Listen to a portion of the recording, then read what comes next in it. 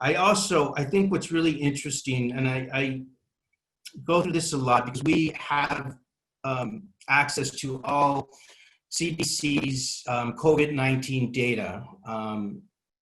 And we do reports for each state and several counties where indigenous populations are a high proportion of indigenous populations.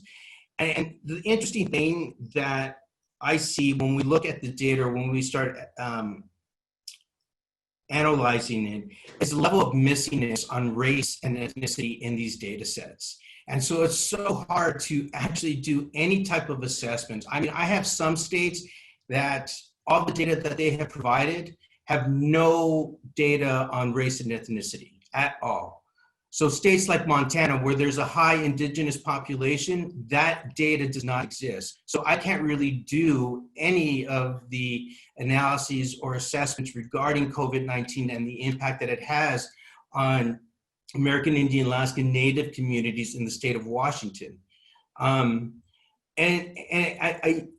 I'd like to think that it's because, you know, there's a lot going on and people are very busy, but at the same time, when this all started, I think it was intentional, where states were not providing race, ethnicity on the test results and on hospitalizations.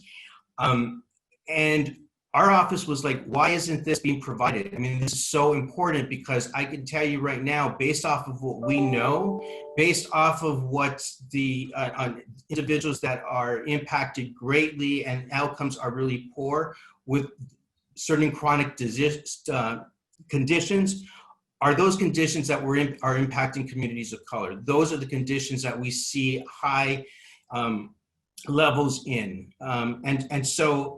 And all of this, again, comes back to like what Ben was talking about, and, about racism and about institutional racism. And sometimes this, like when we look at this isn't by chance that things are happening like this. There are specific things that are in line to prevent us from doing the work that we need to do so that we can show that these are the communities that are truly at risk and need our help to get through and manage through COVID-19.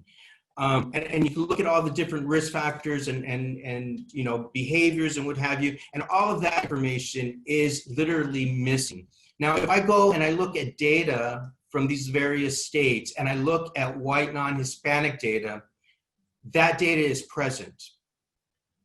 And so it's really discouraging that I can do analysis and any type of research on white non-Hispanics, yet communities of colors, it's very, very difficult to do that.